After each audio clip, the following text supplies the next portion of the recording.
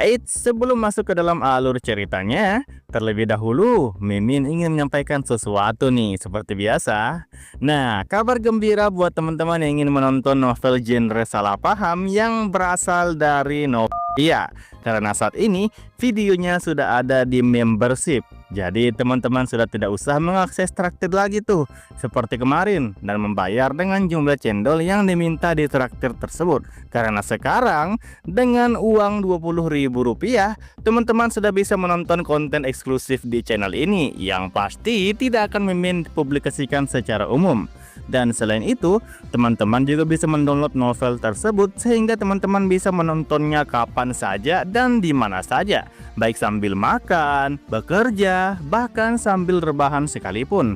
Dan hitung-hitung untuk mensupport atau membantu Mimin agar Mimin lebih semangat mencari novel yang menarik dan memenuhi kebutuhan dosis genre salah paham kita semua. Oke, jadi tunggu apa lagi? Silahkan join ke membership sekarang juga dan dapatkan segudang manfaat yang bisa teman-teman nikmati. Oke, infonya sudah selesai dan mari kita lanjut masuk ke dalam alur ceritanya.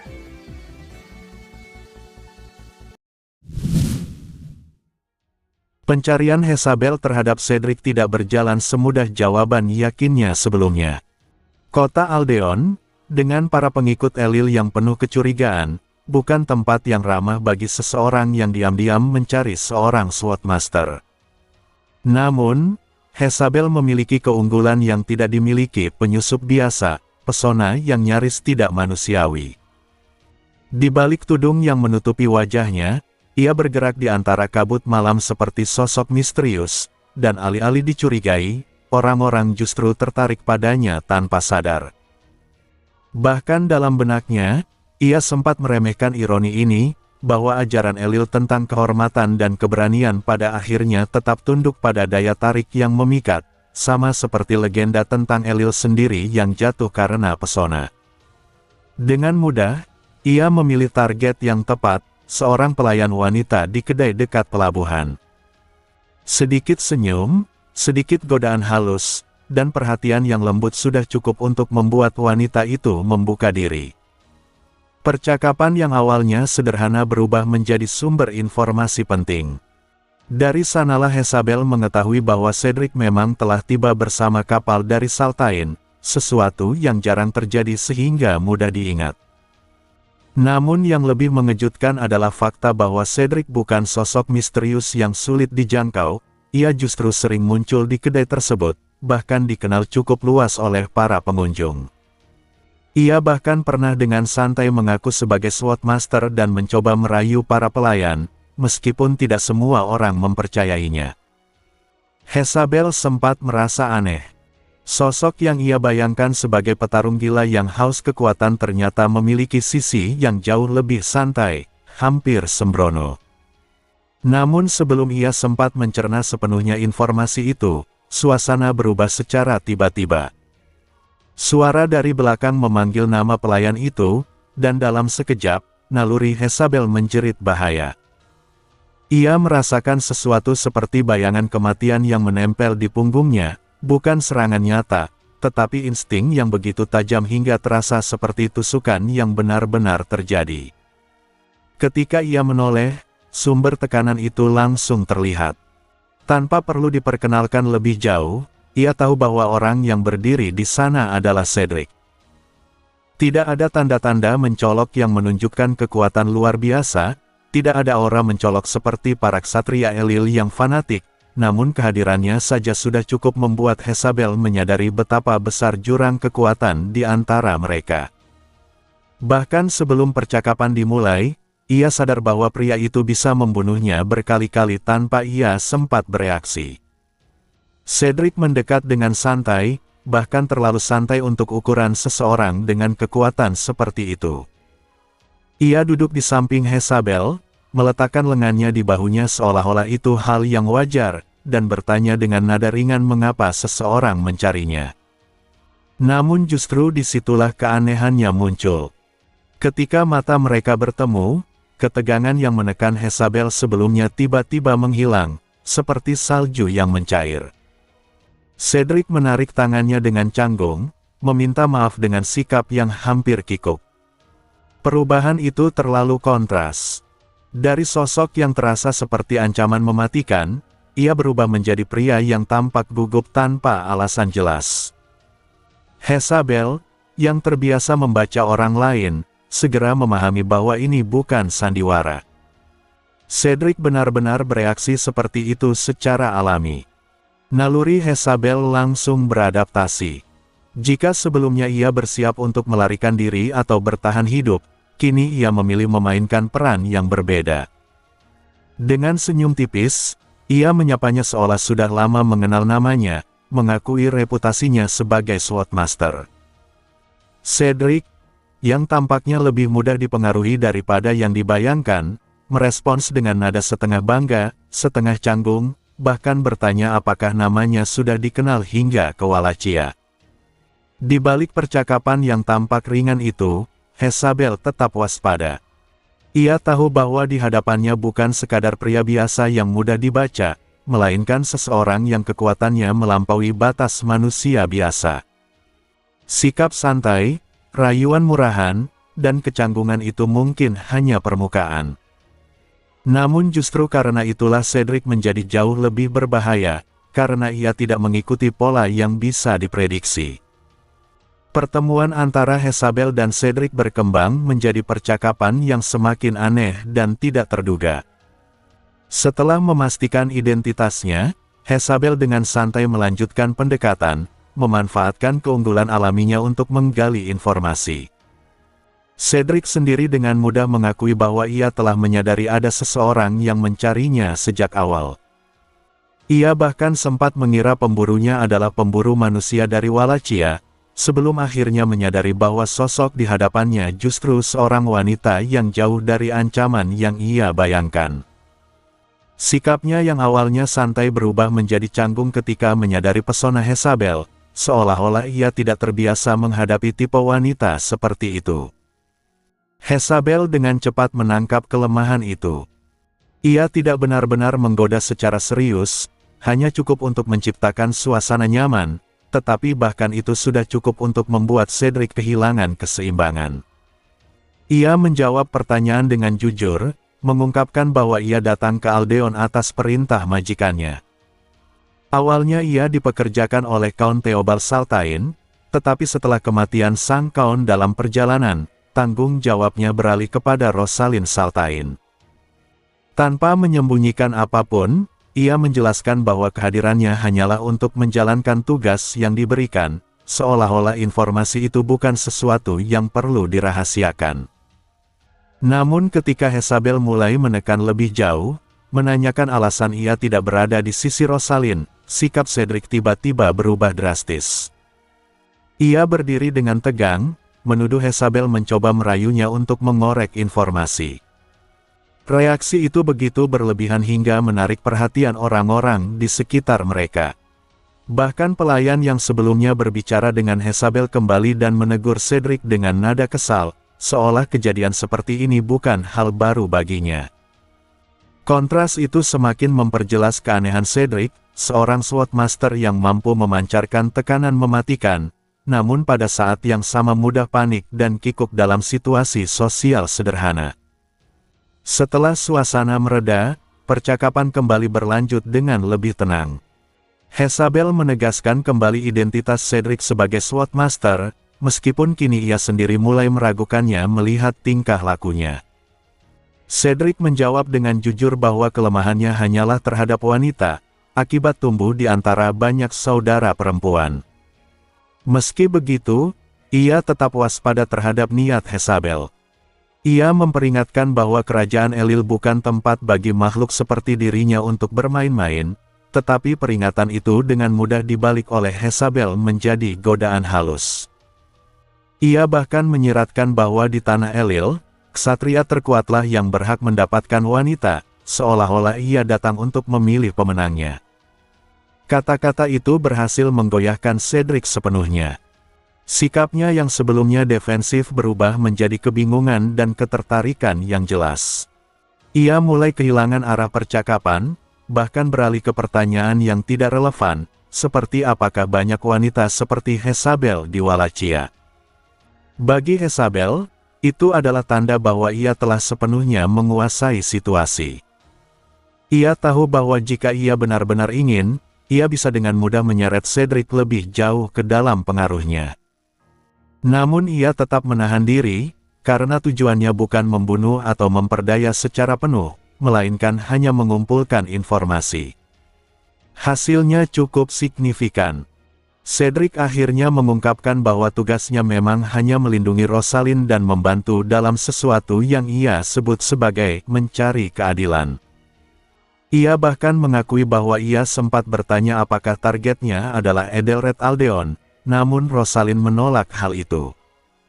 Informasi ini menyingkirkan kemungkinan ancaman langsung terhadap Raja, setidaknya untuk saat ini. Ketika Jezabel melaporkan semua ini kepada Ishak, ia sendiri sempat terkejut. Ia hanya mengharapkan lokasi Cedric, tetapi yang didapat jauh lebih dalam. Ishak segera menyadari bahwa meskipun Cedric tampak ceroboh, tetap saja ia adalah Swordmaster, keberadaan yang tidak bisa diremehkan. Ia bahkan menolak usulan Jezabel untuk terus mendekatinya, karena risiko yang terlibat terlalu besar. Situasi yang tampak ringan tadi sebenarnya berada di ambang bahaya, di mana satu kesalahan kecil bisa berujung kematian instan. Namun yang paling mengganggu Ishak bukanlah Cedric itu sendiri, melainkan makna di balik tindakan Rosalind. Ia mengulang dalam pikirannya dua kata yang terus muncul, keselamatan dan keadilan. Jika keduanya digabungkan dengan keberadaan Cedric, maka kemungkinan paling masuk akal adalah sebuah duel, cara paling umum menyelesaikan konflik di kerajaan Elil. Namun gagasan itu tidak sepenuhnya cocok. Rosalind sudah terlalu tua untuk bertarung sendiri, dan Cedric tidak mungkin langsung menantang Edelred tanpa menghadapi konsekuensi besar dari seluruh kerajaan. Di tengah kebuntuan itu, sebuah kesadaran tiba-tiba muncul dalam benak Ishak. Ia mengaitkan kata keadilan dengan sesuatu yang jauh lebih simbolis dan berbahaya, pedang suci kerajaan, Kalbruch, yang memang melambangkan keadilan itu sendiri.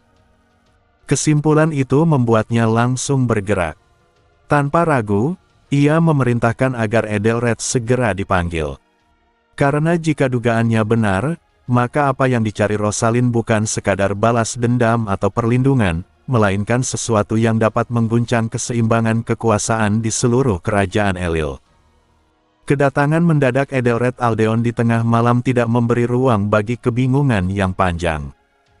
Begitu Ishak menyebut nama Kalbruch dan mengungkap dugaan bahwa Rosalind Saltain berniat mencurinya, suasana langsung berubah menjadi genting. Tanpa sempat mempertanyakan lebih jauh, Edelred segera bertindak, meraih pedangnya dan berlari bersama Ishak menuju ruang bawah tanah, diikuti para ksatria Aldeon yang terkejut oleh urgensi situasi. Sepanjang jalan, Edelred masih mencoba memahami kemungkinan yang terdengar nyaris mustahil itu. Bagaimana mungkin seorang wanita tua seperti Rosalind dapat menembus penjagaan perbendaharaan kerajaan yang dilindungi rapat? Ishak menjawab dengan satu nama yang mengubah segalanya, Cedric. Keterlibatan seorang Swordmaster membuat semua batasan keamanan menjadi tidak berarti. Namun alasan di balik tindakan itu tetap kabur. Mengapa Rosalind menginginkan Kalbruch, pedang suci yang bahkan sulit ditahan oleh mereka yang kuat, apalagi digunakan oleh seseorang seperti dirinya? Keraguan itu segera sirna begitu mereka tiba di pintu masuk perbendaharaan. Dua penjaga telah tumbang tanpa luka mematikan, hanya pingsan seperti kehilangan kesadaran secara paksa. Tanda yang jelas bahwa Cedric telah lewat. Ishak langsung menyadari bahwa rencana itu dieksekusi lebih cepat dari perkiraan, kemungkinan besar karena Cedric menyadari kebocoran informasi setelah pertemuannya dengan Jezabel. Waktu untuk berpikir telah habis, yang tersisa hanya bertindak. Ishak sempat menyarankan agar Edelred tetap di luar, menyadari betapa berbahayanya situasi di dalam. Jika Rosalind berhasil memperoleh Kalbruch dan dipenuhi oleh dendam, membawa raja ke dalam ruangan yang sama bisa menjadi kesalahan fatal. Namun Edelred menolak mundur. Baginya, pedang itu adalah simbol kerajaan, dan tidak ada orang lain yang berhak mengambilnya kembali selain dirinya sendiri. Di balik tekad itu, terselip kebanggaan seorang raja yang tidak ingin terus bergantung pada Ishak. Permintaan terakhir Ishak pun hanya satu, apapun yang terjadi di dalam, Edelred harus tetap diam dan membiarkan Ishak bertindak sepenuhnya. Ketika mereka memasuki perbendaharaan, gambaran kehancuran segera menyambut. Para penjaga yang seharusnya siaga telah dilumpuhkan tanpa perlawanan, bahkan di ruang istirahat mereka. Tidak ada yang mati, tetapi semuanya tak berdaya, menunjukkan betapa mudahnya seorang Swordmaster menembus pertahanan inti kerajaan. Bagi Ishak, ini bukan sekadar insiden, melainkan bukti nyata kelemahan sistem keamanan Elil yang terlalu mengandalkan kehormatan dan kekuatan individu. Dalam dunia seperti ini, infiltrasi bukanlah sesuatu yang mereka persiapkan untuk dihadapi. Lebih jauh ke dalam, mereka menemukan sisa-sisa pertahanan terakhir yang hancur. Sebuah patung baja unicorn, penjaga otomatis yang seharusnya menjadi penghalang terakhir, telah terbelah bersih, seolah tidak lebih dari logam tipis. Dari bekasnya, Ishak menyimpulkan bahwa bahkan Cedric pun sempat tertahan sejenak, tetapi tidak cukup lama untuk benar-benar menghentikannya. Itu hanya menegaskan satu hal, menghadapi Swordmaster bukan sekadar pertarungan biasa, melainkan menghadapi sesuatu yang berada di antara manusia dan malaikat. Dalam benak Ishak, perhitungan mulai berjalan cepat. Ia menyadari bahwa bahkan dirinya sendiri tidak bisa menjamin kemenangan melawan Cedric tanpa menggunakan kekuatan yang ia sembunyikan. Mengalahkan Swordmaster berarti mencapai puncak teknik pedang, sesuatu yang bahkan ia belum sepenuhnya kuasai. Namun tidak ada pilihan lain selain terus maju. Akhirnya, mereka tiba di ruang terdalam perbendaharaan. Ruangan luas yang dulunya dipenuhi harta kini kosong dan sunyi, menyisakan jejak kejayaan masa lalu yang telah memudar. Di tengah ruangan itu, tertancap satu benda yang masih mempertahankan maknanya, Kalbruh, pedang suci yang melambangkan keadilan. Dan di depannya, dua sosok telah menunggu. Cedric berdiri dengan santai, sementara Rosalind Saltain berada di dekatnya, tatapannya tertuju pada pedang itu. Konfrontasi yang tak terhindarkan akhirnya dimulai. Situasi di ruang perbendaharaan itu menegang hingga batasnya saat Ishak segera membaca keadaan. Rosalind Saltain belum menyentuh Kalbruh, tetapi jaraknya begitu dekat sehingga satu keputusan saja cukup untuk mengubah segalanya menjadi bencana. Ishak mencoba menahan situasi dengan kata-kata, memperingatkan Rosalind agar tidak melangkah ke titik tanpa kembali, sekaligus menekan Cedric agar tidak bertindak gegabah. Namun Cedric tetap santai, menyatakan bahwa ia hanya tunduk pada perintah majikannya. Ia bahkan menertawakan kemungkinan Rosalind mati karena Kalbruh, seolah ia sudah memahami risiko itu sejak awal dan tidak berniat membantu tindakan bunuh diri yang sembrono. Ketegangan sempat bergeser ketika perhatian Cedric tertarik pada kehadiran Jezabel, yang langsung memicu reaksi berlebihan darinya. Tuduhan bahwa ia sedang mencoba merayunya kembali muncul, memperlihatkan sisi aneh Cedric yang kontras dengan reputasinya sebagai Swordmaster. Bahkan ketika Jezabel mencoba menenangkan situasi dengan kata-kata lembut, Cedric tetap terjebak dalam persepsi kelirunya, hampir menurunkan senjatanya sebelum Rosalind menghentikannya dengan tendangan singkat. Di tengah absurditas itu, Ishak tetap fokus. Ia tahu bahwa satu gerakan salah bisa memicu pertempuran yang tak bisa dikendalikan. Dalam momen genting itu, Edelred Aldeon melangkah maju. Ia membuka kedua tangannya, mendekati Rosalind tanpa sikap mengancam, meski itu sama saja dengan mempertaruhkan nyawanya di hadapan Swordmaster. Ishak dan Cedric sama-sama menahannya, menyadari bahwa langkah sembrono dari Raja bisa memicu kehancuran, tetapi Edelred tetap maju sejauh yang ia anggap aman. Ia berbicara dengan tenang, menawarkan jalan kembali, bukan melalui kekerasan, melainkan melalui rekonsiliasi di tempat yang layak, di bawah cahaya, bukan di dalam ruang bawah tanah yang gelap dan lembab. Namun Rosalind tidak lagi berada pada titik di mana kata-kata sederhana dapat mengubah segalanya. Ia menjelaskan bahwa sebenarnya bukan dirinya yang memilih datang, melainkan suaminya, Count Theobald Saltain. Pria itu ingin berdamai, ingin menyelesaikan dendam lama dengan keluarga kerajaan. Tetapi perjalanan itu berakhir sebelum tujuan tercapai, ia meninggal di laut, kelelahan dan sakit, tanpa pernah menerima jawaban yang ia harapkan. Dalam jeda itu, waktu menjadi penentu segalanya. Andai saja 1 tahun lebih cepat, 1 bulan lebih cepat, mungkin segalanya berbeda. Namun kenyataan tidak memberi ruang untuk seandainya. Dari kehilangan itu, Rosalind mewarisi sesuatu yang lebih berat dari sekadar duka, hak untuk membenci. Ia mengakui bahwa dirinya tidak setegar suaminya. Ia tidak mencari perdamaian.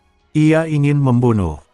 Kata-kata itu menggetarkan ruang sunyi itu, membuat Ishak bersiap menyerang, tetapi gerakan Rosalind berhenti tepat di dekat Kalbro, seolah ia sedang menahan sesuatu yang jauh lebih dalam dari sekadar niat membunuh. Ketika ia kembali berbicara, nada suaranya berubah. Bukan lagi kebencian yang murni, melainkan kelelahan yang telah berubah menjadi sesuatu yang lebih gelap. Ia mengingat pertanyaan Ishak sebelumnya tentang keselamatan, dan akhirnya memberikan jawabannya. Ia tidak mencari keselamatan dari dunia, dari kerajaan, atau bahkan dari raja di depannya, ia mencari keselamatan dari dirinya sendiri. Dari kebencian yang telah menggerogotinya terlalu lama. Permintaan itu bukan permohonan lembut, melainkan jeritan yang tertahan selama bertahun-tahun. Ia ingin dibebaskan dari amarah yang tidak bisa ia lepaskan. Dan untuk itu, ia memilih jalan yang paling berbahaya. Rosalind menoleh kepada Cedric, dan tanpa ragu keduanya meletakkan tangan mereka pada Kalbro. Ishak yang hendak menyerang tiba-tiba menyadari sesuatu yang ganjil, cara mereka menyentuh pedang itu bukan untuk bertarung. Itu adalah posisi ritual. Kesadaran itu datang terlambat. Kalbro bukan hanya senjata, tetapi juga relik suci dengan fungsi yang jauh lebih dalam. Di tangan seorang swordmaster yang juga seorang imam, pedang itu bisa menjadi medium untuk memanggil sesuatu yang jauh melampaui manusia. Suara mereka bergema bersamaan, menggetarkan ruang bawah tanah yang sunyi. Mereka tidak sedang bersiap untuk bertarung. Mereka sedang memanggil penghakiman. Elil, nyanyikanlah murkamu. Tunjukkanlah keadilanmu di tanah ini. Ketika lantunan ritual itu menggema, segala sesuatu runtuh dari kendali manusia. Edelred Aldeon yang refleks hendak maju langsung ditahan oleh Hezabel, sementara ruang perbendaharaan bergetar hebat seolah fondasinya dihantam dari dimensi lain. Tanah bergetar, udara berdenyut, dan Kalbro yang tertancap di tanah mulai terangkat perlahan. Getaran dari kebangkitan pedang suci itu saja sudah cukup mengguncang seluruh kastil, membuat keberadaan manusia di dalamnya terasa rapuh dan tak berarti. Ishak langsung bertindak, mengayunkan pedangnya ke arah Cedric, namun serangannya menembus kehampaan. Dunia itu telah berubah, ruang ini bukan lagi ruang fisik biasa, melainkan wilayah sakral tempat penghakiman berlangsung. Mereka semua, kecuali pihak yang mengajukan ritual, kini hanyalah penonton tanpa hak campur tangan. Ishak segera memahami apa yang terjadi dan menjelaskannya dengan suara tertahan. Ini adalah ritual penghakiman, sebuah permohonan langsung kepada entitas ilahi ketika keadilan dunia tidak lagi mampu menjawab penderitaan manusia. Dalam ritual seperti ini, seseorang mempertaruhkan segalanya untuk meminta keputusan absolut dari dewa atau malaikat. Rosalind tidak membutuhkan pendekar pedang, melainkan seorang imam yang mampu membuka jalan menuju penghakiman ilahi, dan Cedric telah memainkan peran itu dengan sempurna. Namun ini bukan ritual biasa. Ini adalah permohonan tingkat tinggi, sebuah panggilan langsung kepada kekuatan yang tidak terikat pada logika manusia. Jika alasannya tidak cukup, pemohon bisa langsung binasa. Bahkan jika diterima, hasilnya tidak akan mengikuti konsep keadilan manusia, melainkan hukum yang jauh lebih dingin dan tak terjangkau akal. Perubahan suasana terjadi seketika. Angin lembut yang membawa aroma hutan tiba-tiba berhembus di ruang bawah tanah yang seharusnya pengap. Daun-daun beterbangan muncul dari ketiadaan, menari di udara seperti napas alam itu sendiri. Di tengah pusaran itu, kehadiran sesuatu yang jauh lebih besar mulai terbentuk. Ishak merasakan resonansi dari dunia lain, sebuah medan perang ilahi yang dikenal sebagai Rana Urbanus, tempat di mana peperangan suci berlangsung tanpa akhir. Cincin kristal di jarinya bergetar, seakan merespons panggilan itu. Kemudian sosok itu muncul. Seorang ksatria raksasa berlapis zirah hijau setinggi hampir 3 meter berdiri di hadapan mereka, memegang kalbru seolah itu hanya pedang ringan. Armornya terukir seperti batang pohon kuno, dan jubahnya terbentuk dari dedaunan yang terus bergerak seperti hidup. Setiap gerakannya menghembuskan angin hutan, menghadirkan suasana yang sekaligus indah dan menakutkan. Ini bukan sekadar manifestasi kekuatan, ini adalah malaikat tempur, entitas yang pernah bertarung bersama Elil di medan perang ilahi. Sementara itu, Rosalind Saltain berdiri di hadapan makhluk tersebut dengan jiwa yang telah mencapai batasnya. Ia tidak lagi ingin dikendalikan oleh amarah, tetapi juga tidak mampu memaafkan. Ia tidak cukup kuat untuk membalas dendam, namun terlalu hancur untuk melepaskannya. Di dalam dirinya bercampur kebencian, kesedihan, cinta terhadap suaminya, dan keputusasaan terhadap dunia yang tidak adil. Semua emosi itu saling bertabrakan tanpa jalan keluar. Maka ia memilih jalan terakhir, menyerahkan segalanya kepada entitas yang dianggap mutlak dan objektif. Ia tidak lagi ingin memilih. Ia ingin dibebaskan dari dirinya sendiri. Ishak melihat semua ini dengan ngeri. Ritual penghakiman bukanlah solusi, melainkan bentuk keputusasaan paling ekstrim. Jika semua manusia memanggil dewa setiap kali merasa diperlakukan tidak adil, dunia akan hancur dalam sekejap. Bahkan jika permohonan diterima, hasilnya bisa jauh lebih kejam daripada apapun yang bisa dibayangkan manusia. Keadilan yang akan dijatuhkan bukanlah keadilan manusia, melainkan kehendak ilahi yang dingin dan mutlak. Tekanan dari kehadiran malaikat itu begitu besar hingga bahkan Ishak harus menahan napas. Edelred Aldeon sama sekali tak mampu berdiri, tubuhnya jatuh terduduk, matanya terpaku kosong pada sosok raksasa itu. Bahkan bagi seorang raja, di hadapan kekuatan seperti ini, ia tidak lebih dari manusia biasa yang tak berdaya. Malaikat itu akhirnya bergerak. Ia memandang Rosalind dan kemudian Edelred, sepenuhnya mengabaikan Ishak, Hezabel, dan Cedric.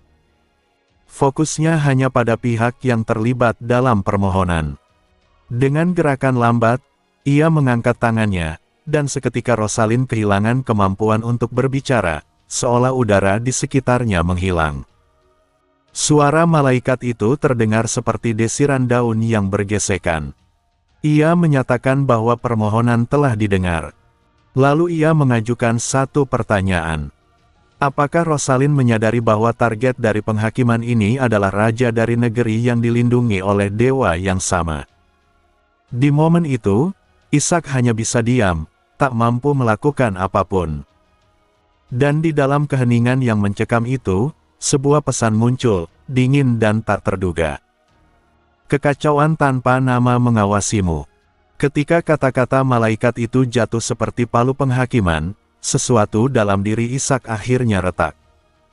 Ia teringat pada Nameles Chaos, entitas yang melampaui tatanan, yang merusak aturan dan menyusup ke dalam celah-celah realitas.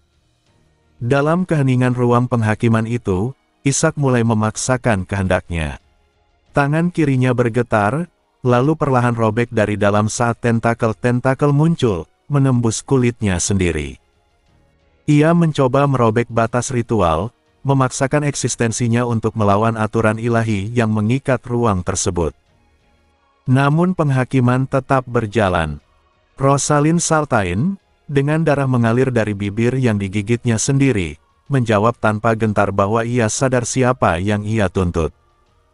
Ia tidak mundur sedikit pun, bahkan ketika malaikat menegaskan bahwa Raja Elil memiliki hak atas kekuatan ilahi. Baginya, jika itu berarti dirinya harus mati, maka kematian itu tidak akan menghentikan perlawanan. Ia adalah pengikut Elil, dan bagi mereka, menjadi pejuang tidak berhenti bahkan setelah kematian. Kata-katanya bukan sekadar pembelaan, melainkan deklarasi bahwa ia tidak akan menyerah, bahkan di hadapan dewa. Sosok Satria Hijau itu akhirnya mengakui satu hal, Rosalind adalah seorang pejuang. Ia tidak menyukai para pemohon yang datang mengadu seperti anak kecil, tetapi keberanian Rosalind membuatnya menerima permohonan itu. Lalu pandangannya beralih kepada Edelred Aldeon. Raja muda itu dipaksa berdiri, bukan sebagai pilihan, melainkan sebagai kewajiban. Di hadapan malaikat, ia bukan sekadar individu, melainkan simbol kerajaan, pewaris seluruh dosa dan kekuasaan yang melekat pada tahta. Ishak menyadari bahaya yang mengerikan. Edelred bukan sosok ideal dalam mata Elil, ia tidak menjunjung tinggi kehormatan atau keberanian seperti para ksatria, bahkan membenci sistem itu. Dalam penilaian entitas seperti malaikat, kelemahan itu bisa menjadi alasan untuk menjatuhkan hukuman. Ishak terus mendorong kekuatan kacau dalam dirinya, tentakel-tentakel itu perlahan menggerogoti ruang penghakiman, tetapi terlalu lambat untuk menghentikan proses yang hampir selesai. Menyadari tidak bisa langsung menghentikan malaikat, Ishak memilih jalan lain. Ia menyerang Cedric, sang Swordmaster yang menjadi pilar ritual. Serangan itu cepat dan brutal, memaksa Cedric merespons dalam sekejap. Rapier tipisnya berdesing tajam, hampir membelah Ishak, sementara ia menegaskan bahwa ini adalah penghakiman suci yang tidak boleh diganggu. Namun Ishak tidak peduli. Ia adalah bidah dimanapun ia berada, tidak terikat oleh hukum siapapun. Jika perlu, ia akan membunuh bahkan seorang Swordmaster untuk menghentikan hasil yang ia anggap tidak dapat diterima. Di tengah benturan kehendak itu, penghakiman akhirnya diputuskan. Malaikat menyatakan bahwa dosa seorang raja tidak sepenuhnya diwariskan, tetapi posisi raja sendiri membawa tanggung jawab atas rakyatnya. Edelred Aldeon tidak bisa lepas dari tanggung jawab itu.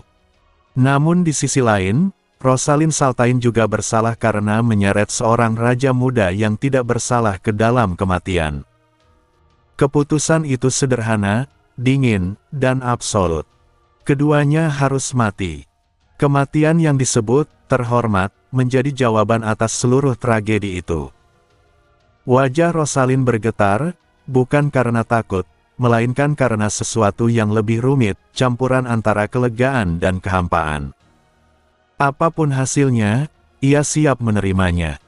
Semua beban yang ia pikul selama ini akhirnya akan berakhir. Namun suara lain memotong keheningan itu. Dengan tubuh gemetar dan air mata yang tidak bisa ia tahan, Edelred berbicara. Ia menolak keputusan itu, bukan dengan kemarahan, tetapi dengan keputusasaan yang jujur. Ia menyatakan bahwa kesalahan rakyat adalah kegagalan raja, bukan sebaliknya.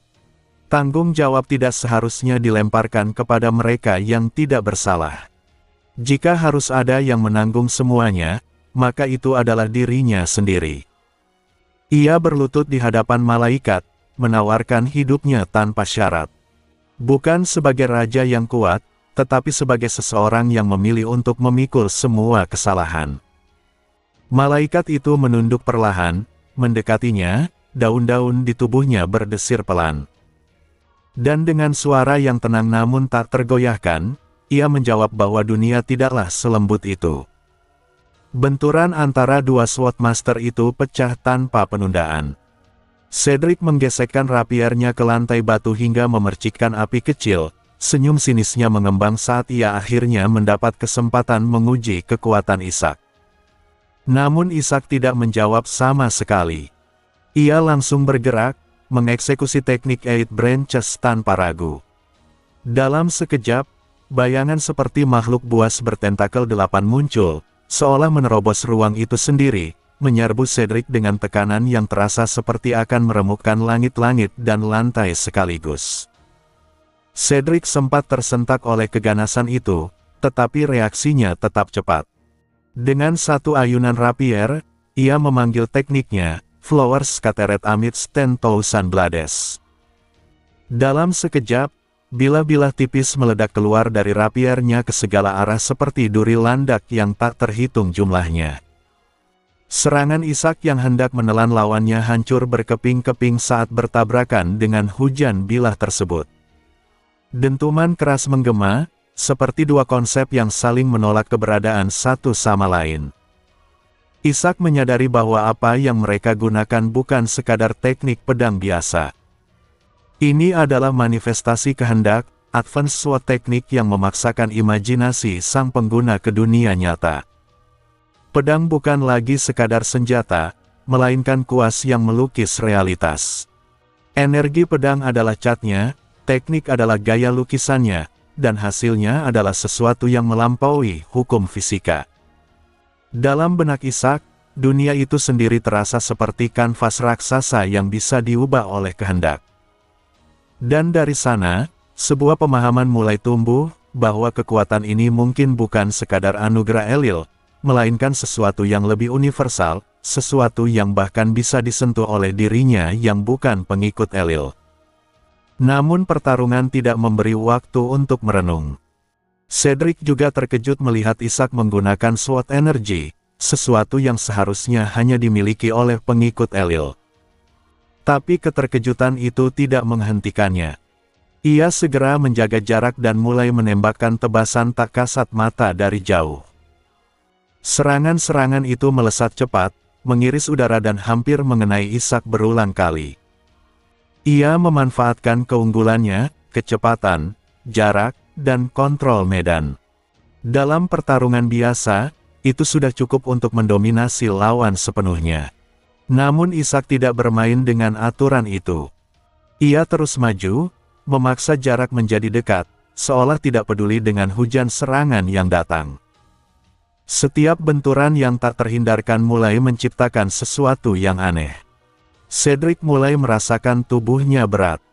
Awalnya samar, hampir tak terasa, tetapi perlahan menjadi jelas, gerakannya melambat, tangannya terasa tertahan, seperti terjerat sesuatu yang tak terlihat. Ia segera menyadari sumbernya. Energi pedang Ishak bukan hanya menyerang, tetapi menempel, mengikat, dan merayap seperti makhluk hidup. Semakin lama bertarung, semakin dalam ia terperangkap dalam jalinan itu. Ia mencoba melepaskan diri dengan gerakan cepat, tetapi justru semakin terjerat. Efek ini terlalu halus untuk disadari oleh orang biasa, tetapi bagi seorang sword master seperti Cedric, ini adalah ancaman nyata yang perlahan menggerogoti keunggulannya. Saat keduanya kembali bertabrakan, dampaknya langsung terasa. Cedric berusaha memutar rapiernya untuk membuka celah, tetapi pedangnya seperti melekat pada milik Ishak. Dalam sekejap kehilangan kendali, ia hampir menjatuhkan senjatanya sendiri. Itu cukup bagi Ishak untuk melihat peluang. Serangannya mengarah ke bahu Cedric dengan presisi mematikan. Namun Cedric bukan lawan biasa. Dengan teknik Fleeting Petals, ia menghilang seketika dari tempatnya. Dalam sepersekian detik, posisinya berubah, dan serangan balasan diarahkan ke leher Ishak. Tapi bahkan itu tidak berjalan sempurna. Ishak berhasil menghindar, meskipun rahangnya terkena dampak, dan sebagai gantinya ia berhasil menggores bahu Cedric. Keduanya mundur sejenak, jarak terbuka di antara mereka. Keringat mengalir di wajah Cedric, sesuatu yang jarang terjadi dalam pertarungan biasa. Luka kecil di bahunya terasa seperti bekas gigitan, seolah serangan Ishak bukan sekadar tebasan, tetapi sesuatu yang hidup. Yang paling mengganggunya bukan luka itu, melainkan kenyataan yang mulai ia sadari. Sejak awal, kecepatan Ishak tidak sebanding dengannya. Namun sekarang, Ishak mampu mengikuti, membaca, bahkan menanggapi setiap gerakannya. Perubahan itu terlalu cepat untuk dijelaskan dengan latihan biasa. Cedric merasakan sesuatu yang membuatnya merinding. Seolah-olah, di tengah pertarungan ini, Isaac sedang mempelajari dirinya, dan mencuri tekniknya. Benturan antara Isaac dan Cedric berubah menjadi sesuatu yang semakin liar, bahkan di tengah situasi yang sudah melampaui akal sehat. Di sela pertarungan mematikan itu, Isaac justru sempat merasa terganggu oleh satu hal yang baginya benar-benar tidak masuk akal. Cedric terus meneriakkan nama tekniknya.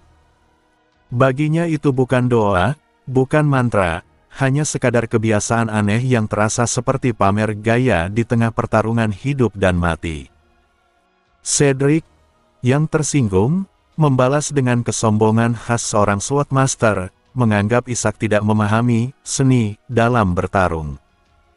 Namun bagi Isaac, semua itu tidak lebih dari gangguan yang memperkuat niatnya untuk mengakhiri pertarungan secepat mungkin. Kesadaran itu datang bersamaan dengan perubahan drastis pada tempo pertarungan. Dalam sekejap, Cedric bergerak jauh lebih cepat dari sebelumnya, kecepatan yang bahkan Isaac tidak sempat antisipasi. Waktu seolah melambat di sekitar Cedric, tubuhnya dipenuhi berkah Elil, dan satu ayunan rapiernya memanggil ribuan bilah yang muncul di sekitar Isaac. Kali ini bukan sekadar pertahanan, melainkan penjara kematian yang sepenuhnya mengurung target. Dalam sepersekian detik, ruang di sekitar Isaac dipenuhi oleh potongan-potongan kehancuran yang siap mencabik tubuhnya.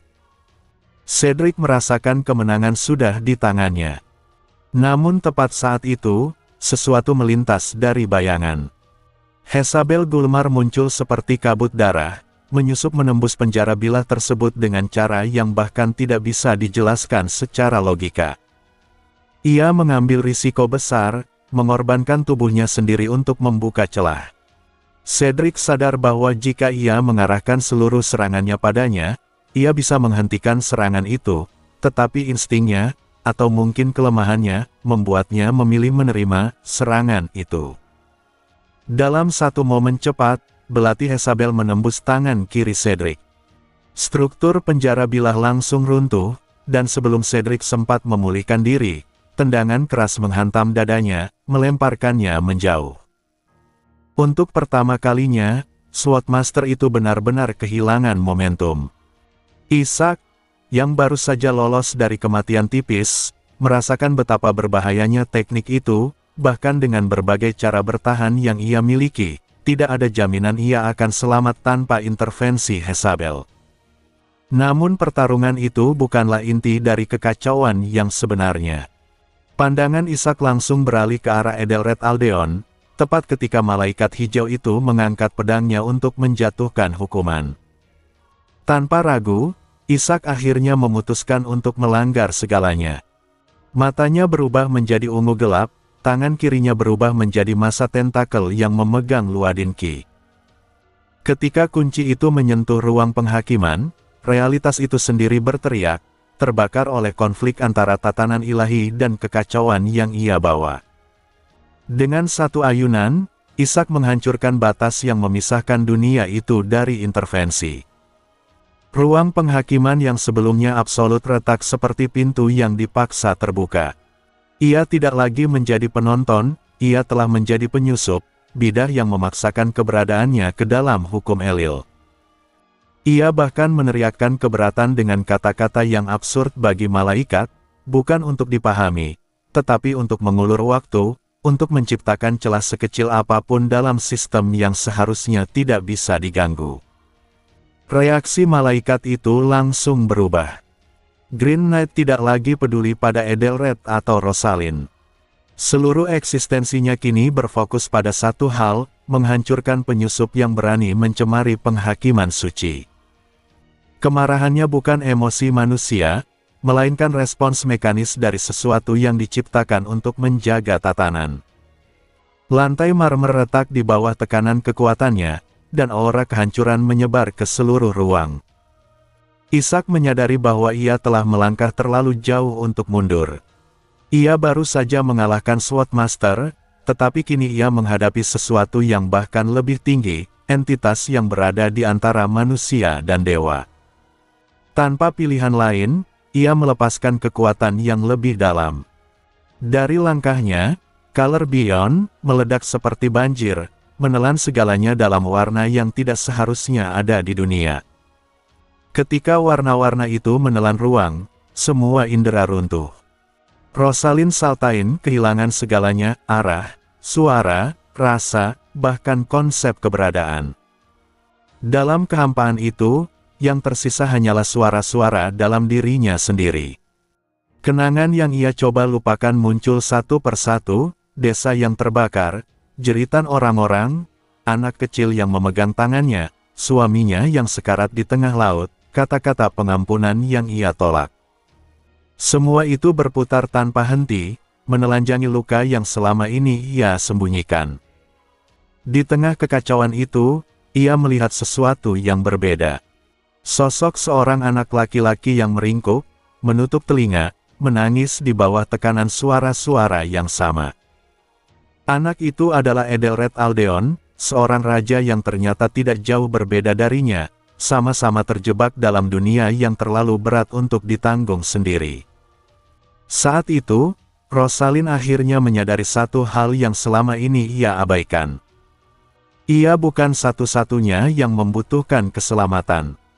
Dengan langkah goyah, ia mendekat dan memeluk Edelred. Tidak ada kata-kata yang jelas, tidak ada logika yang tersisa, hanya insting untuk saling bertahan.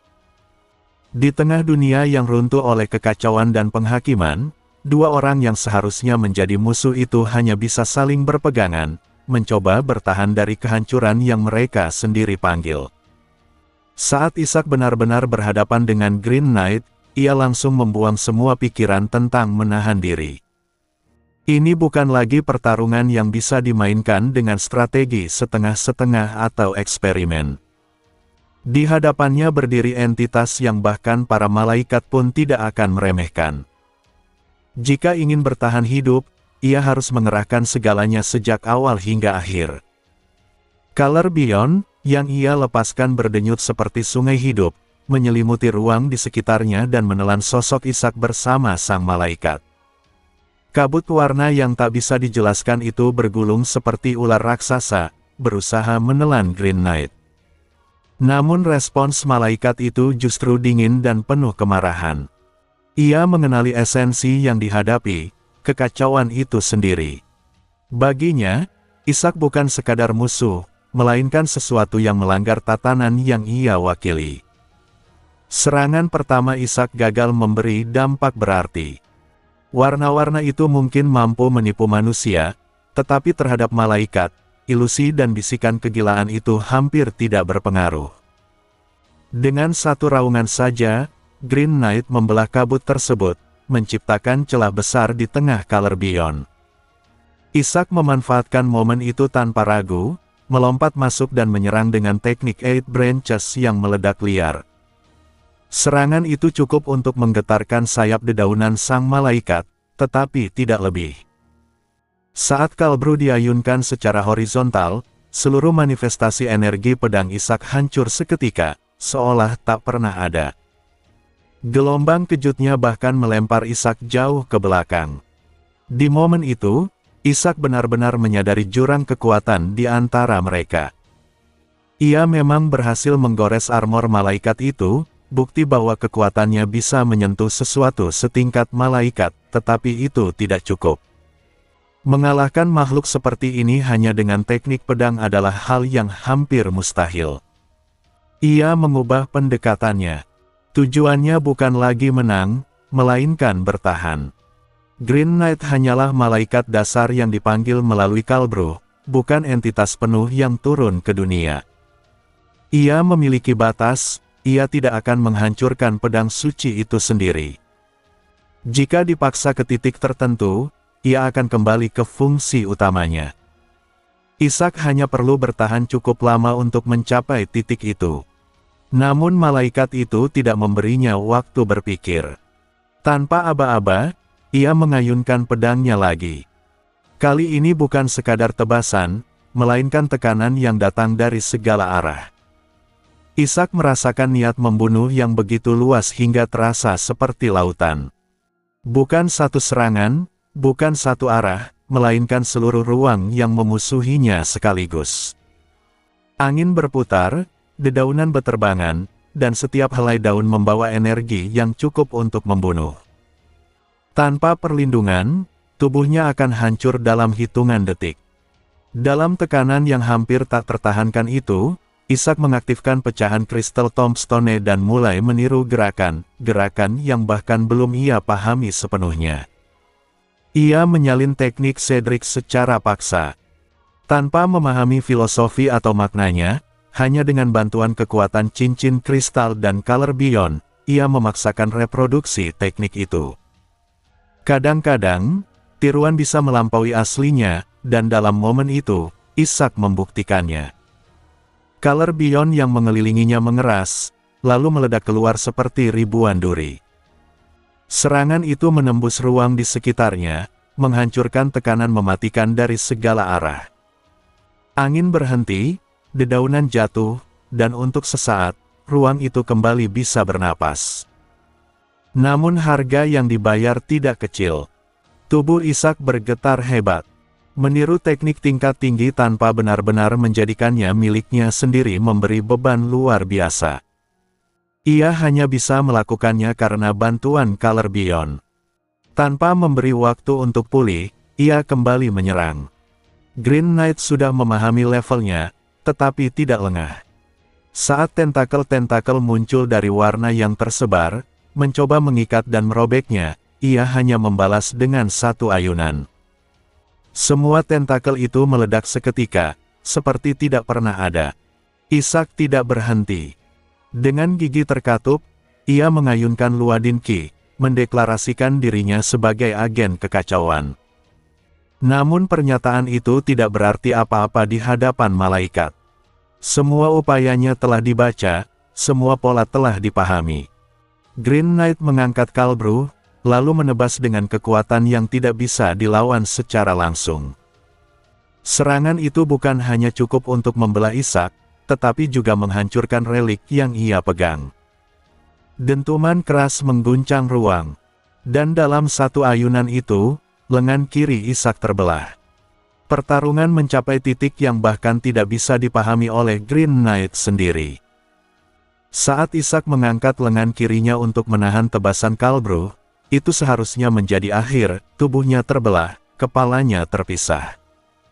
Namun yang terjadi justru sesuatu yang melampaui logika. Lengannya tidak sekadar terbelah. Ia terbuka, seperti rahang makhluk hidup.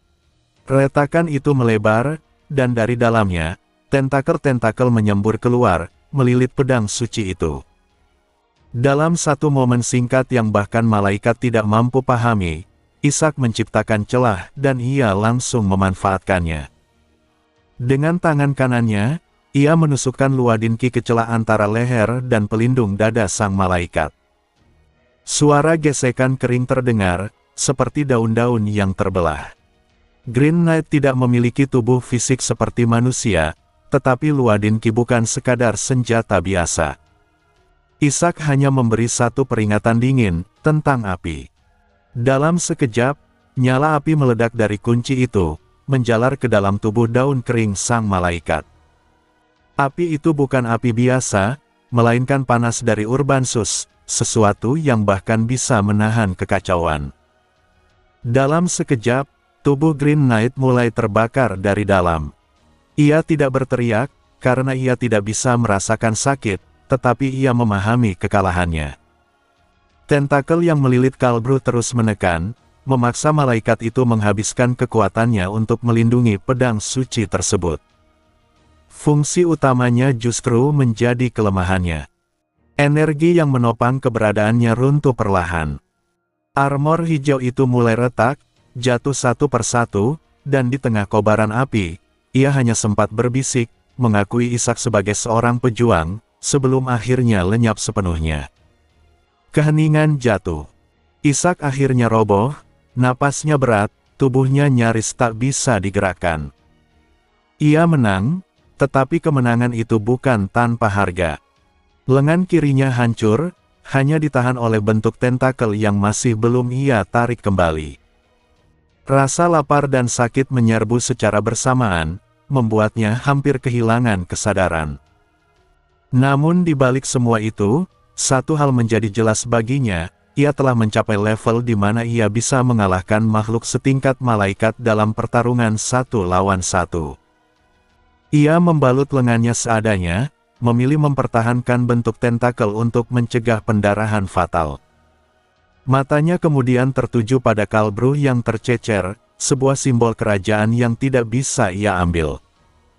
Tetapi di antara reruntuhan, ia menemukan sesuatu yang jauh lebih berharga, fragmen kristal peninggalan kekuatan malaikat. Dengan cepat ia mengumpulkannya, menyadari nilai besar yang bisa dimanfaatkan di masa depan. Saat Color Beyond menghilang dan kesadarannya kembali penuh ke dunia nyata, pemandangan di sekitarnya membuatnya terdiam. Ruang harta kerajaan yang dulu megah kini hancur total, runtuh akibat benturan antara kekacauan dan kekuatan ilahi. Di sisi lain, Rosalind Saltain adalah yang pertama terbangun.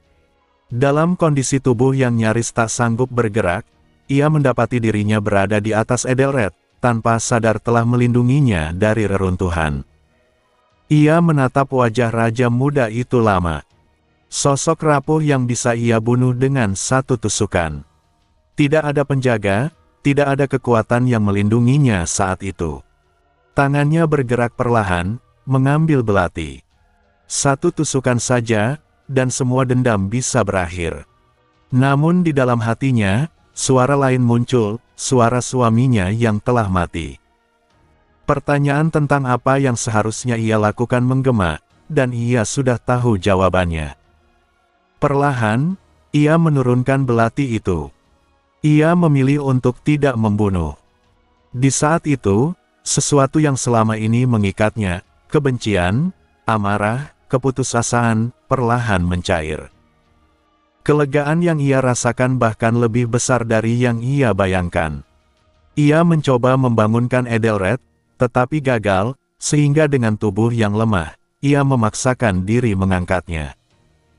Saat itulah Ishak muncul, memandang mereka dari atas dengan ekspresi yang sulit dijelaskan, seperti seseorang yang baru keluar dari kegelapan panjang dan akhirnya melihat cahaya. Rosalind menatapnya, kelelahan, emosinya runtuh, hampir menangis. Dan dengan suara lemah, ia hanya berkata agar Ishak tidak berdiri diam, turun dan membantu. Kekacauan di ruang harta kerajaan segera mereda setelah para prajurit yang dipimpin Morse Gideon turun ke bawah dan membereskan situasi. Meskipun sebelumnya Ishak telah melarang siapapun mendekat, gempa yang mengguncang kastil dan kehadiran raja membuat mereka tak bisa tinggal diam. Beruntung, mereka tiba setelah semuanya berakhir dan tidak melihat pertarungan sebenarnya. Ishak hanya bisa berharap bahwa Edelred dan Rosalind Saltain akan tetap diam mengenai apa yang terjadi di bawah tanah. Dalam benaknya, ia mengulang kembali pertarungan melawan malaikat itu, bagaimana ruang penghakiman dihancurkan, bagaimana lengannya berubah menjadi sesuatu yang tak manusiawi. Semua itu terlalu berbahaya jika diketahui orang lain. Namun, ada satu masalah lain yang belum terselesaikan, Cedric menghilang. Hezabel mengakui bahwa ia kehilangan jejaknya saat reruntuhan jatuh. Yang tersisa hanyalah tulisan darah di lantai, pesan singkat yang terasa seperti janji pertemuan berikutnya. Ishak tidak sepenuhnya yakin apakah itu ancaman balas dendam atau sesuatu yang lebih pribadi, tetapi satu hal jelas, Cedric belum selesai dengannya. Di sisi lain, Ishak mulai mempertimbangkan kemungkinan untuk menjinakkan atau bahkan merekrutnya di masa depan. Dalam dunia ini, Swordmaster bebas seperti Cedric terlalu berharga untuk dibiarkan menjadi musuh tanpa arah. Sementara itu, Edelred yang terbaring di tempat tidur mulai menunjukkan perubahan besar dalam cara berpikirnya. Di hadapan para bangsawan, ia mengumumkan keputusan yang mengejutkan, ia akan memberikan otonomi kepada Saltain. Keputusan ini langsung mengguncang ruangan, namun ia tidak berhenti di sana. Dengan suara yang kini lebih mantap, ia menyatakan bahwa seluruh kerajaan Elil akan diubah menjadi sebuah konfederasi. Sistem baru ini memungkinkan wilayah-wilayah seperti Saltain mempertahankan budaya dan pemerintahan mereka sendiri, selama mereka tetap mengakui raja sebagai wakil tertinggi Elil dan pusat kekuatan militer serta agama. Gagasan ini tampak bertentangan dengan prinsip lama bahwa yang kuat berhak atas segalanya, tetapi di saat yang sama memberi para bangsawan sesuatu yang mereka inginkan, stabilitas tanpa kehilangan kekuasaan lokal mereka. Bagi Ishak, ini bukanlah sistem yang sempurna, bahkan jauh dari itu. Namun di dunia yang masih dikuasai oleh iman, pedang, dan otoritas ilahi, ini adalah kompromi paling realistis. Ia memahami bahwa inti dari sistem ini tetap sama, kekuasaan absolut raja. Hanya saja, kali ini dibungkus dalam bentuk yang lebih fleksibel. Para bangsawan, meskipun awalnya ragu, perlahan mulai melihat sisi positifnya, akhir dari perang saudara yang melelahkan. Namun, satu masalah besar tetap ada, keluarga Jorg. Ketika ditanya apakah perang melawan mereka akan dihentikan, Edelred menjawab dengan tegas bahwa ia akan menawarkan perdamaian terlebih dahulu. Tetapi jika perlu, ia tidak akan ragu untuk menunjukkan otoritasnya sebagai raja. Jawaban itu memberikan kelegaan sekaligus kepastian pahit, konflik dengan Lyanna Jorg hampir pasti tidak bisa dihindari. Ishak memahami bahwa untuk benar-benar diakui sebagai wakil Elil, Edelred harus merebut kembali tanah suci Elion. Tanpa itu, semua reformasi hanya akan dianggap setengah hati. Namun ada satu perubahan penting yang tidak bisa diabaikan. Rosalind, yang sebelumnya dipenuhi kebencian, kini tampak tenang, seolah beban yang menghancurkannya telah dilepaskan.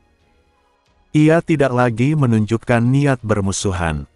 Di sisi lain, Edelred sendiri juga berubah. Pengalaman hampir mati, menyaksikan penghakiman ilahi, dan menghadapi pilihan antara balas dendam dan pengampunan telah membentuknya menjadi sosok yang berbeda. Ia tidak lagi sekadar anak yang mewarisi tahta, tetapi mulai menunjukkan wibawa seorang raja sejati. Ishak memperhatikan perubahan itu dengan perasaan campur aduk.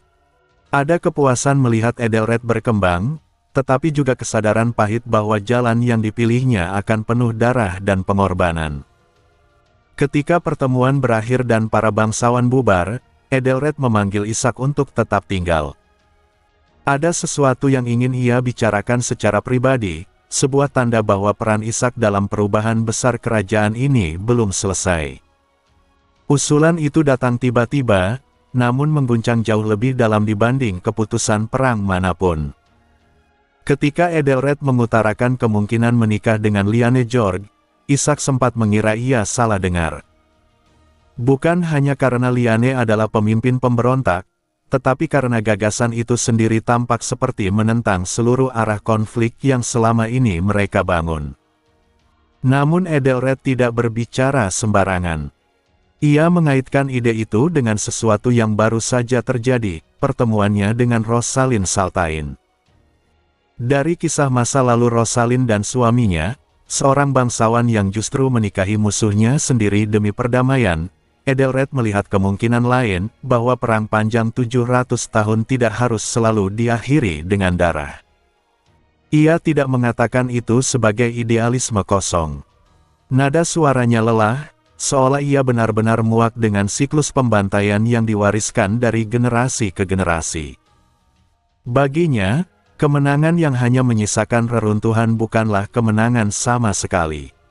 Ia tidak ingin mengulang kesalahan ayahnya. Ia ingin mengakhiri perang tanpa membunuh. Ishak, yang selama ini hanya mengenal solusi melalui kekuatan dan dominasi, mulai goyah. Ia tahu bahwa secara militer, ia bisa membantu Edelred menang. Tetapi untuk pertama kalinya, ia dipaksa mempertimbangkan kemungkinan lain, bagaimana jika cara yang lebih lembut justru berhasil.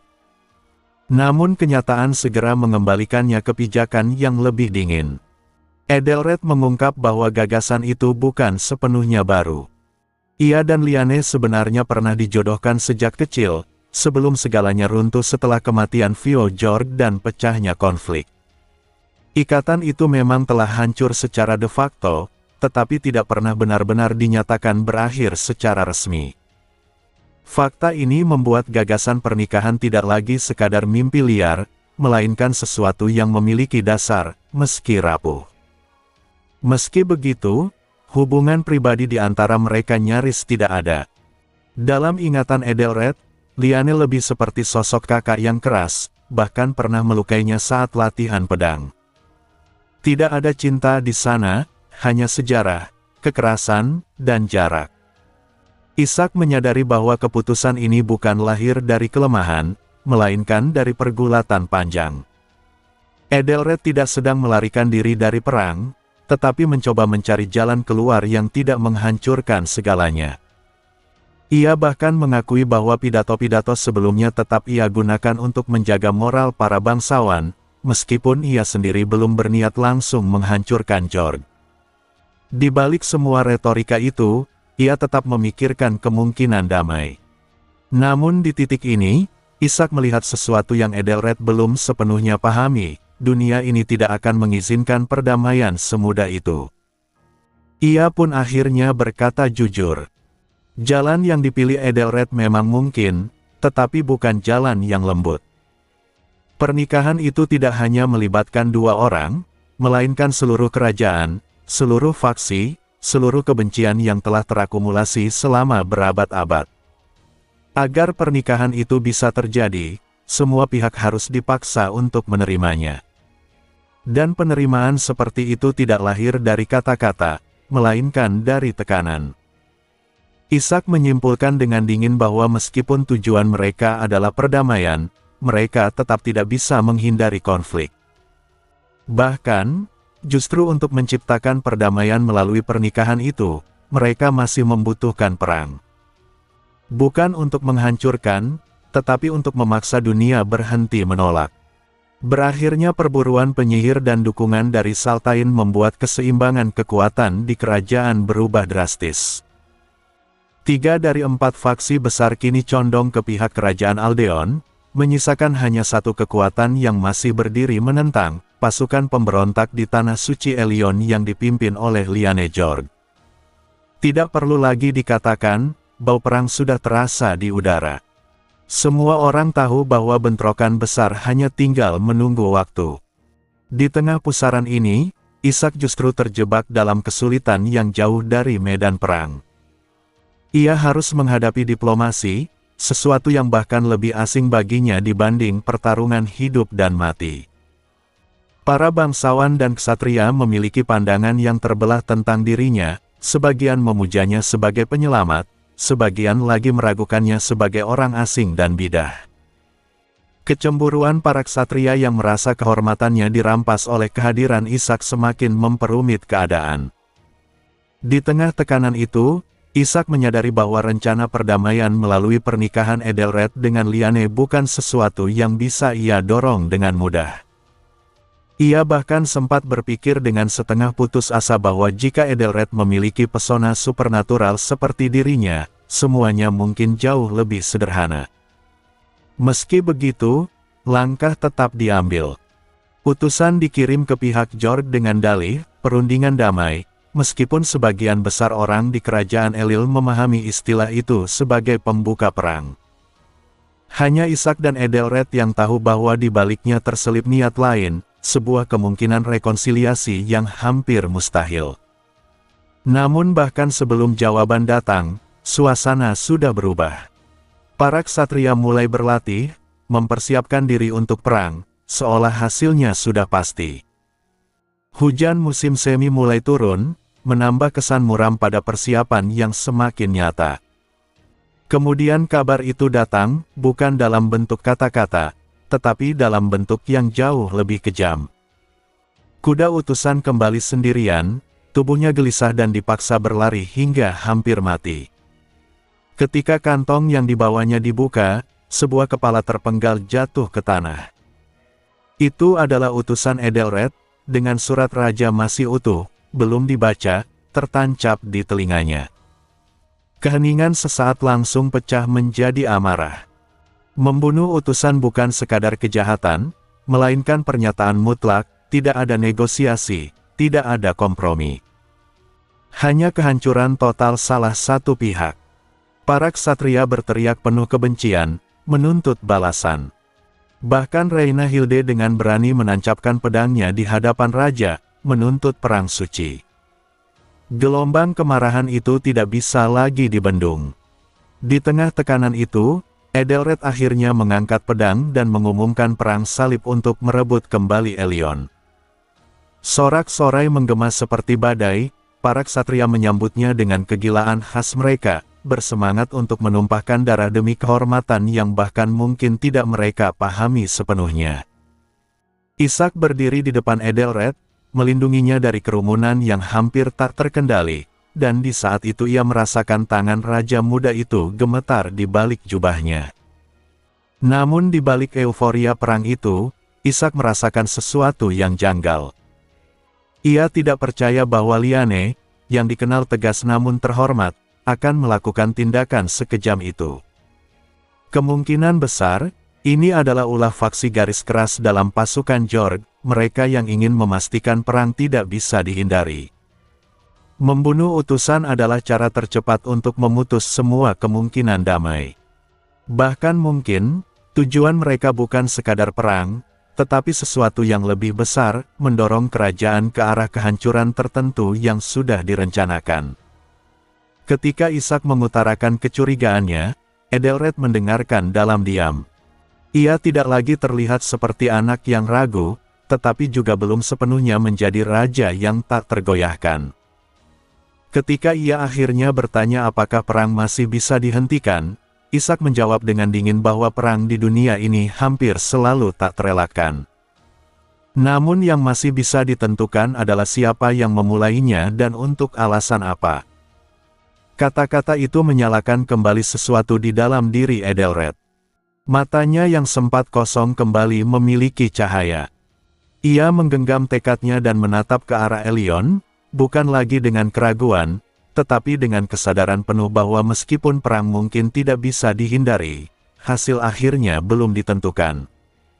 Dan untuk pertama kalinya sejak semuanya dimulai, ia tidak hanya siap berperang, ia siap menentukan arti dari perang itu sendiri. Di tepi danau suci Elyon, Liane Jorg menjalani ritual yang hampir menyerupai kematian. Ia berbaring di atas kayu kering yang siap dibakar, membiarkan dirinya hanyut di atas air selama berhari-hari tanpa makan dan tidur, meniru keadaan antara hidup dan mati demi mendekati kehendak ilahi. Namun seperti ritual-ritual sebelumnya, hasilnya tetap sama, sunyi. Hujan musim semi turun, memadamkan harapan terakhir untuk menyalakan api. Dengan tubuh basah dan kelelahan, ia kembali ke daratan, hanya untuk mendapati bahwa dunia yang ia tinggalkan sesaat telah berubah. Pamannya, Filon Jorg, menyambutnya dengan kabar yang langsung merobek sisa harapan damai. Utusan dari pihak kerajaan telah datang membawa tawaran perundingan, dan telah dipenggal kepalanya. Tanpa negosiasi, tanpa mendengar isi pesan, hanya penolakan mutlak yang dibungkus dalam kekerasan. Liane terdiam, bukan karena ia tidak mengerti konsekuensinya, tetapi karena ia mengerti terlalu baik. Tindakan itu berarti satu hal, jalan damai telah dihancurkan sepenuhnya. Ia marah, bukan hanya karena keputusan itu diambil tanpa persetujuannya sebagai kepala keluarga, tetapi juga karena saat ia mempertaruhkan nyawanya demi mencari petunjuk untuk menghindari perang, para tetua justru memilih mempercepatnya. Namun ia juga terjebak dalam tradisi dan struktur yang sama, tidak bisa begitu saja menentang keputusan para tetua klan. Filon membenarkan tindakannya dengan dalih perintah ilahi dan ancaman dari Aldeon, tetapi Liane tahu bahwa di balik itu ada dendam pribadi yang membara. Meski begitu, ia tidak memiliki alasan kuat untuk membantah. Fakta di lapangan tetap sama, Aldeon telah mengumpulkan kekuatan besar dan mengancam Elyon. Dalam keheningan yang pahit, Liane menerima kenyataan. Ia tahu apa yang harus dilakukan, meski itu bertentangan dengan keinginan ayahnya yang dahulu ingin menghindari perang saudara. Dalam dunia di mana para dewa tetap diam dan para pengikutnya haus darah, tugasnya menjadi sederhana sekaligus kejam, membunuh musuh sebanyak mungkin. Sementara itu di pihak lain, Edelred justru dihadapkan pada situasi yang lebih buruk dari yang ia bayangkan. Bukannya menunggu di benteng Elion, pasukan Jorg menyebar ke seluruh kerajaan, menyerang wilayah demi wilayah dengan kecepatan tinggi. Mereka tidak bertahan atau menduduki wilayah, hanya menghancurkan, membakar, dan menghilang sebelum balasan datang. Serangan-serangan kecil ini menciptakan efek besar. Para bangsawan yang awalnya berkumpul di Aldeon terpaksa pulang untuk melindungi wilayah mereka masing-masing. Dalam waktu singkat, kekuatan yang sebelumnya terkonsentrasi mulai tercerai-berai. Strategi sederhana namun efektif itu membuat posisi Edelred melemah tanpa pertempuran besar.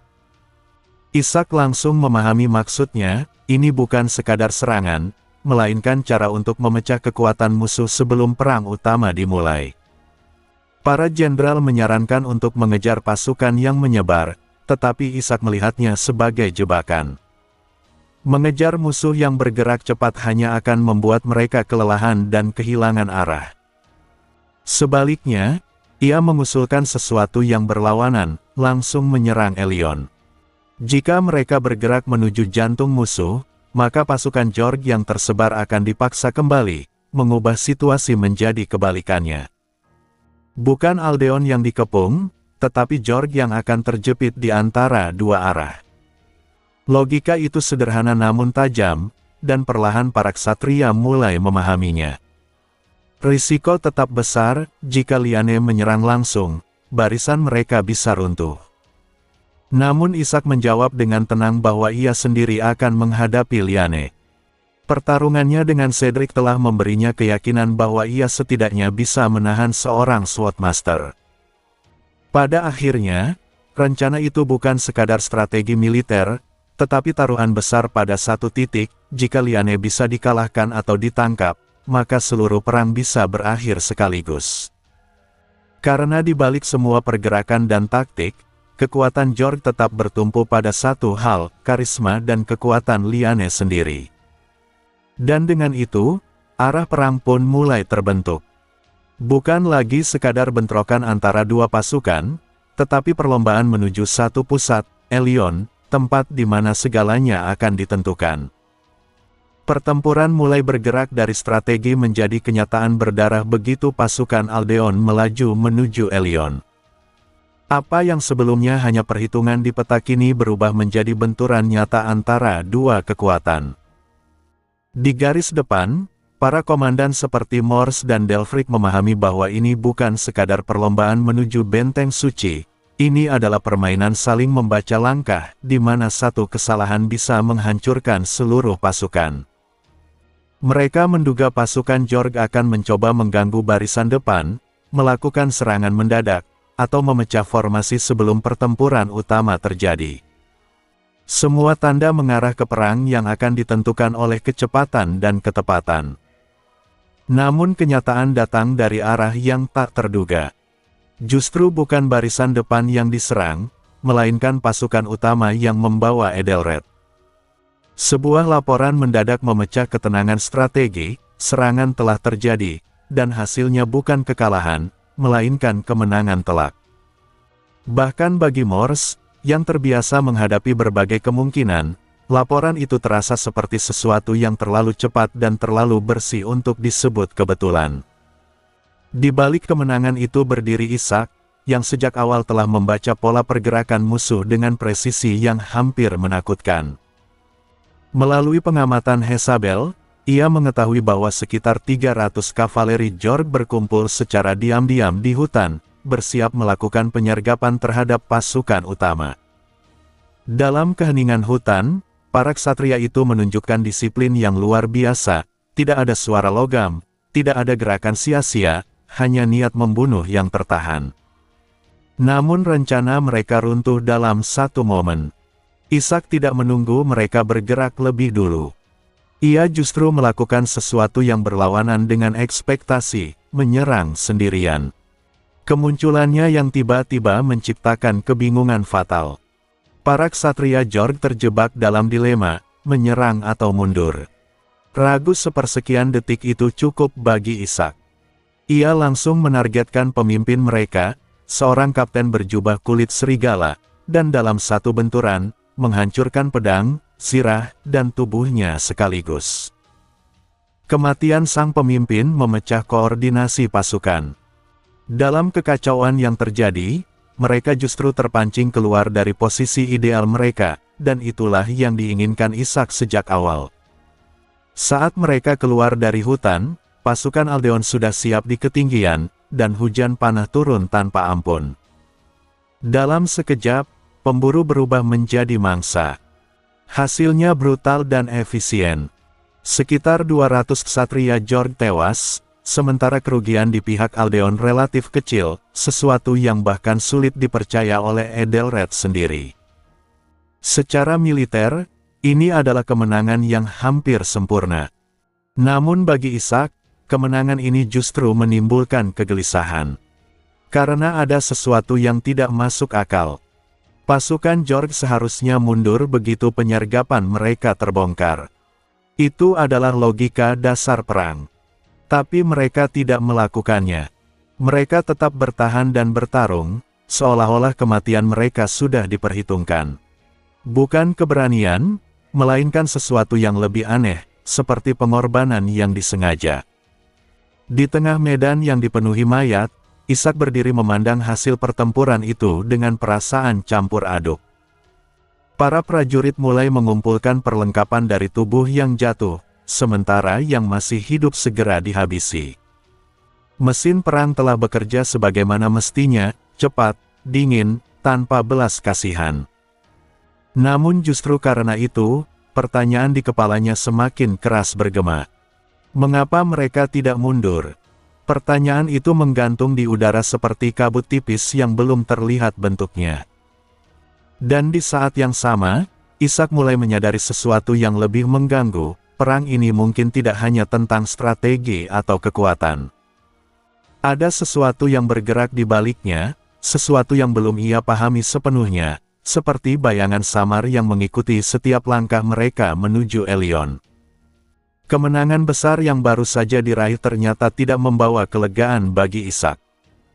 Di balik pujian para prajurit dan pengakuan diam-diam bahwa dialah penentu kemenangan, Ishak justru merasa semakin tidak nyaman. Bukan karena rasa bersalah, melainkan karena pola pertempuran yang terasa tidak wajar.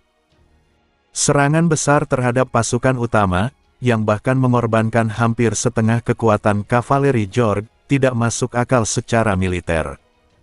Bahkan dalam standar fanatisme para pengikut Elil, itu terlalu sembrono untuk disebut strategi biasa.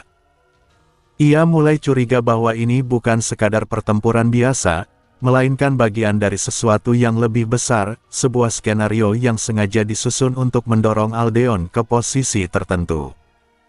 Kecurigaan itu membuatnya melakukan sesuatu yang tampak sepele, memeriksa kondisi jenazah musuh dan memberikan instruksi aneh terkait penguburan mereka. Bagi para prajurit, itu tampak tidak penting, tapi bagi Ishak, itu adalah langkah kecil untuk mengungkap sesuatu yang tersembunyi di balik semua ini. Sementara itu, di garis depan, strategi yang awalnya tampak menjanjikan mulai runtuh. Pasukan pelopor yang dipimpin oleh Mors mendapati desa-desa yang seharusnya menjadi titik logistik telah hancur total. Sumur ditutup, persediaan makanan dibakar, dan tidak ada penduduk yang tersisa. Tidak ada perlawanan, tidak ada korban, hanya kehampaan yang disengaja. Ini bukan sekadar taktik bumi hangus biasa. Ini adalah sesuatu yang lebih ekstrim, seolah-olah pihak Jorg tidak lagi peduli pada wilayahnya sendiri. Mors segera menyadari kesalahan fatalnya. Strategi cepat menuju Elion yang bergantung pada suplai lokal kini berubah menjadi jebakan. Tanpa makanan, dengan hujan musim semi yang terus turun dan moral yang mulai goyah, pasukan pelopor kehilangan momentum. Ia memilih mundur dan mengakui kegagalan, keputusan yang justru menyelamatkan pasukan dari kehancuran perlahan. Ketika ia kembali dan meminta untuk diturunkan dari jabatannya di hadapan Edelred, sang raja justru menolak dan tetap mempercayainya. Namun situasinya tetap genting. Tidak adanya mayat di desa-desa menandakan satu hal, penduduk tidak melawan, melainkan bekerja sama. Itu berarti kekuatan Jorg di Elion kemungkinan jauh lebih besar dari yang diperkirakan. Ditambah lagi, hujan, kabut, dan gangguan kecil dari pasukan Jorg, yang hanya muncul lalu menghilang, perlahan menggerus mental para prajurit Aldeon. Ini bukan perang terbuka, melainkan perang kelelahan. Di tengah tekanan itu, Ishak akhirnya mengambil keputusan yang mengubah arah strategi. Ia menolak untuk terus bermain dalam permainan yang dirancang musuh. Baginya, perang bukan teka-teki yang harus dipecahkan sesuai aturan lawan. Maka ia membalik pendekatan sepenuhnya, alih-alih bergerak sebagai satu kekuatan besar, ia menyebarkan pasukan Aldeon seperti jaring luas. Keputusan ini langsung mengubah dinamika perang. Dalam kabut dan hujan, pasukan yang tersebar menjadi sulit dilacak. Jorg yang sebelumnya memanfaatkan mobilitas kini justru kehilangan keunggulan. Mereka tidak lagi bisa memastikan apakah kelompok kecil yang mereka lihat hanyalah prajurit biasa, atau justru unit elit yang siap membantai mereka. Serangan demi serangan kecil mulai terjadi di berbagai titik. Dalam satu peristiwa, seorang ksatria Jorg yang sedang menjatuhkan pohon untuk menghalangi jalan tiba-tiba dikejutkan oleh sosok yang tampak seperti prajurit biasa. Namun dalam sekejap, sosok itu berubah menjadi pembunuh mematikan, Delfrik Hilde, yang menghancurkan tubuhnya dengan satu tebasan brutal. Di sisi lain, Reina Hilde memimpin serangan serupa, memotong perlawanan dengan efisiensi dingin yang khas para ksatria Aldeon. Serangan-serangan ini terjadi berulang kali. Tidak besar, tidak spektakuler, tetapi cukup untuk memecah struktur pasukan Jorg sedikit demi sedikit. Para prajurit biasa menyerah, para ksatria mati tanpa sempat memahami situasi, dan perlahan, rasa takut mulai menyebar. Karena dalam kabut itu, tidak ada lagi kepastian. Yang muncul bisa saja musuh biasa, atau sesuatu yang jauh lebih mengerikan. Dan dari ketidakpastian itu lahirlah bisikan yang menyebar cepat di antara pasukan Jorg, bisikan tentang sesuatu yang bergerak di dalam kabut, sesuatu yang tidak bisa mereka pahami. Sebuah sosok, sebuah ancaman, sebuah legenda yang mulai terbentuk di medan perang. Iblis dalam kabut.